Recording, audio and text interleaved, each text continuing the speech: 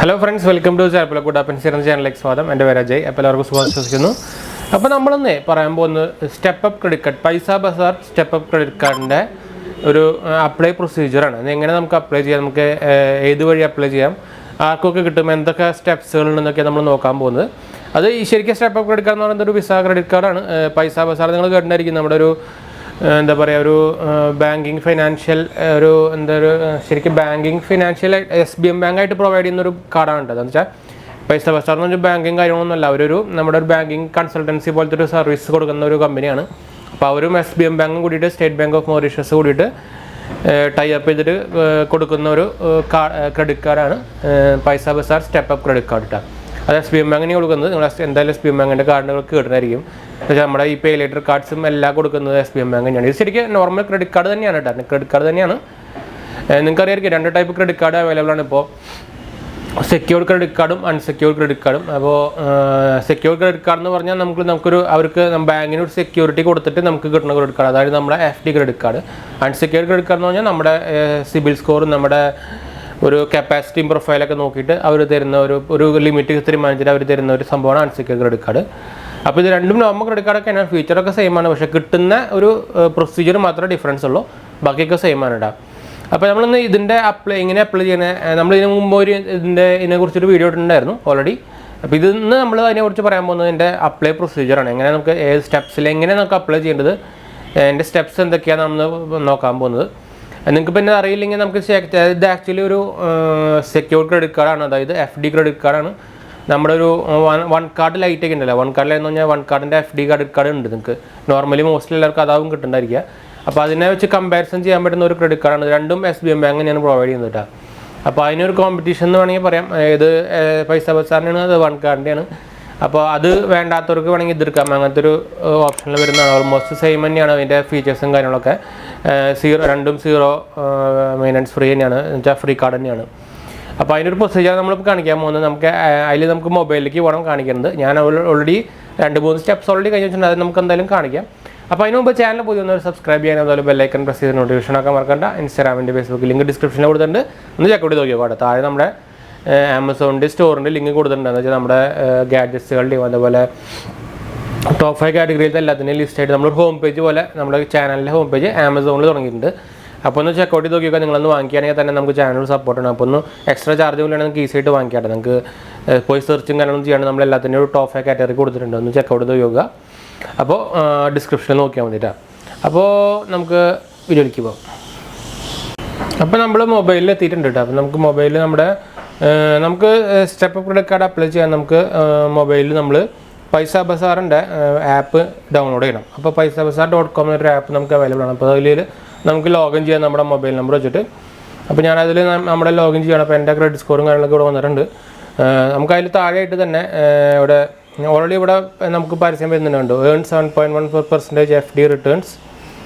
ഞാൻ കാണിച്ചത് അത് get A life time free credit card, credit limit is 100% of FD amount. ഇത് 100% ഉള്ളൂ. നമുക്ക് OneCardൽ 110% ഉണ്ട് കേട്ടോ. ഇൻസ്റ്റൻറ്റ് വെർച്വൽ കാർഡ് അപ്പോൾ തന്നെ കിട്ടും. നമുക്കൊരു 20 days എടുക്കും ഫിസിക്കൽ ക്രെഡിറ്റ് കാർഡ് കിട്ടാൻ. SBM ബാങ്ക് തന്നെയാണ് പ്രൊവൈഡ് ചെയ്യുന്നത്.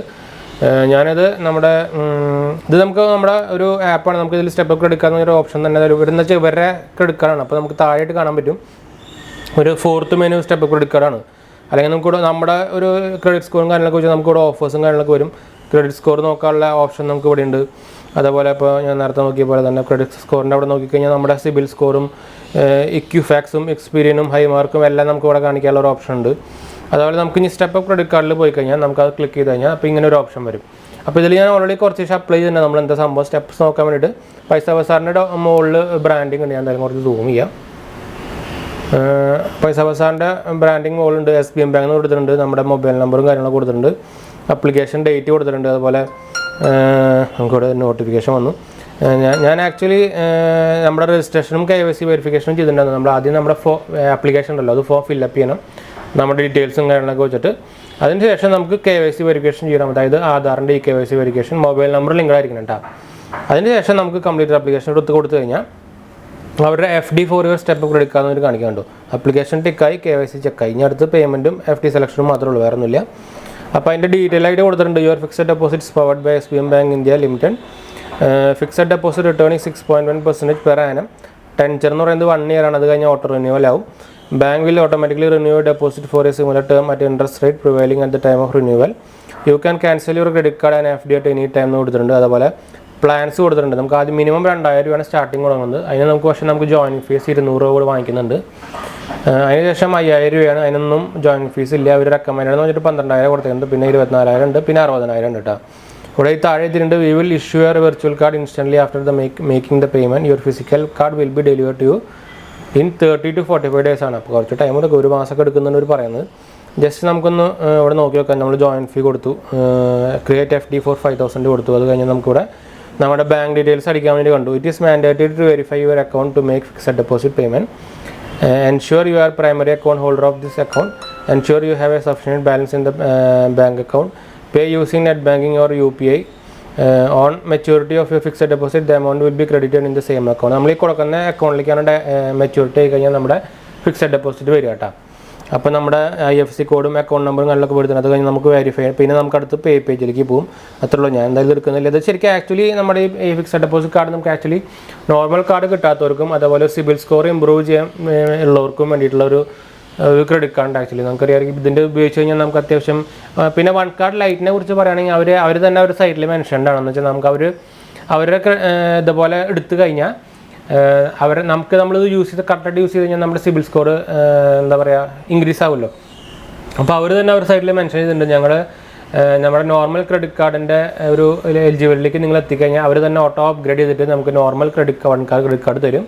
അതുപോലെ ഫിക്സഡ് ഡെപ്പോസിറ്റ് നമുക്ക് ക്ലോസ് ചെയ്തിട്ട് നമ്മുടെ അക്കൗണ്ടിലേക്ക് ഇട്ടുവരും ചെയ്യുന്ന പറയുന്നുണ്ട്. അപ്പോൾ അങ്ങനെ ഒരു ഫീച്ചറും നമുക്ക് OneCard Liteലുണ്ട്. ഇതിലങ്ങനെയൊന്നുമില്ല കേട്ടോ. അപ്പോൾ ഇത് StepUp ക്രെഡിറ്റ് കാർഡിൻ്റെയാണ്.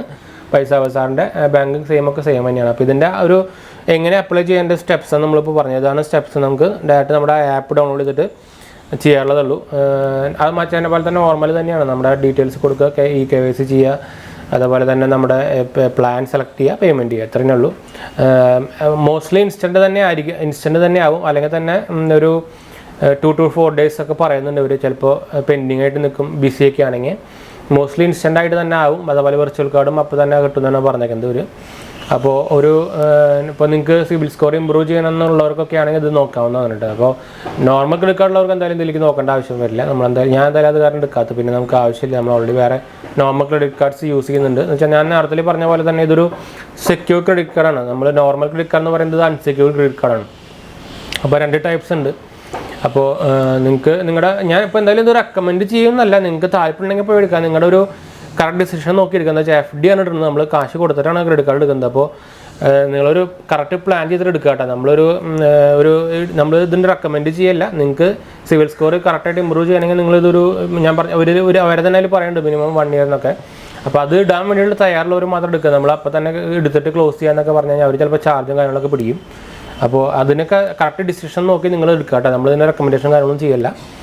അപ്പോൾ എന്തായാലും നമ്മൾ വൈൻഡപ്പ് ചെയ്യാണ്. വീഡിയോ ഇഷ്ടപ്പെട്ടെന്ന് വിചാരിക്കുന്നു. അപ്പോൾ ലൈക്ക്, ഷെയർ, സബ്സ്ക്രൈബ് ചാനലും സപ്പോർട്ട് ചെയ്യാനൊന്നും മറക്കണ്ട കേട്ടോ. ഫ്രണ്ട്സിലേക്ക് ഞാൻ വിളിക്കുന്നു. ഷെയർ ചെയ്യാനൊന്നും മറക്കണ്ട. അതുപോലെ ഡിസ്ക്രിപ്ഷൻ ചെക്ക് ചെയ്യാനും മറക്കണ്ട കേട്ടോ. അപ്പോൾ നമുക്ക് ഇനി അടുത്ത വീഡിയോയിൽ കാണാം. ബൈ.